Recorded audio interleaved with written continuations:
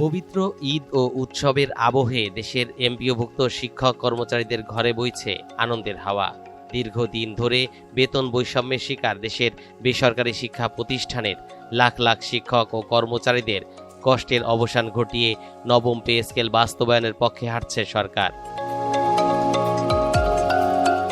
নতুন এই পরিকল্পনায় সরকারি চাকরিজীবীদের পাশাপাশি এমপিওভুক্ত শিক্ষক কর্মচারীদেরও মূল বেতন বা বেসিকের 50% বাড়ানোর উদ্যোগ নেওয়া হয়েছে। এমনকি 11 থেকে 20তম গ্রেডের কর্মচারীদের ক্ষেত্রে এই বেসিক 100% বাড়তে পারে বলে গুঞ্জন শোনা যাচ্ছে। নতুন এই পে কমিশনের সুপারিশ চূড়ান্ত হলে শিক্ষা প্রতিষ্ঠানের প্রধান থেকে শুরু করে সহকারী শিক্ষকদের ব্যাংক অ্যাকাউন্টে জমা হবে বড় অঙ্কের টাকা। বর্তমান কাঠামো অনুযায়ী চতুর্থ গ্রেডভুক্ত এমপিও কলেজের অধ্যক্ষদের মূল বেতন 50,000 টাকা, যা 50% বৃদ্ধি পেলে তাদের বেতন দাঁড়াবে 75,000 টাকায়।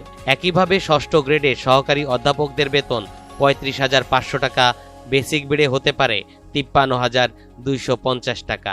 সপ্তম গ্রেডের উপাধ্যক্ষ ও প্রধান শিক্ষকদের 29,000 টাকার মূল বেতন বেড়ে দাঁড়াবে 43,500 টাকা।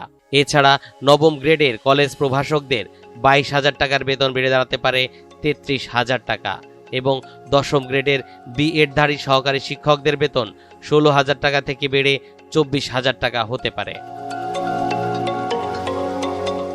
সবচেয়ে মানবিকভুক্ত দিক হচ্ছে 11তম থেকে 20তম গ্রেডভুক্ত শিক্ষক কর্মচারীদের বেতন বৃদ্ধির বিষয়টি। এক্ষেত্রে 50 ও 100% দুই ধরনের হিসাব বিবেচনা করা হচ্ছে। 11তম গ্রেডের বিএডবিহীন সহকারী শিক্ষকদের বর্তমান বেতন 12,500 টাকা, সেটি যদি 100% বৃদ্ধি পায় তাহলে হবে 25,000 টাকা। এছাড়া 16তম গ্রেডের অফিস সহকারীদের 9,300 টাকার বেসিক বেতন বেড়ে হতে পারে 18,600 টাকা। 20তম গ্রেডের অফিস সহায়ক, নিরাপত্তা কর্মী ও আয়াদের বর্তমান বেতন 8,250 টাকা, সেটি যদি 100% বৃদ্ধি পায় তাহলে হবে 16,500 টাকা। শিক্ষক কর্মচারীরা দীর্ঘদিন ধরে বৈষম্যের শিকার। বর্তমান বাজার পরিস্থিতিতে বিদ্যমান বেতনে পরিবার চালানো কঠিন।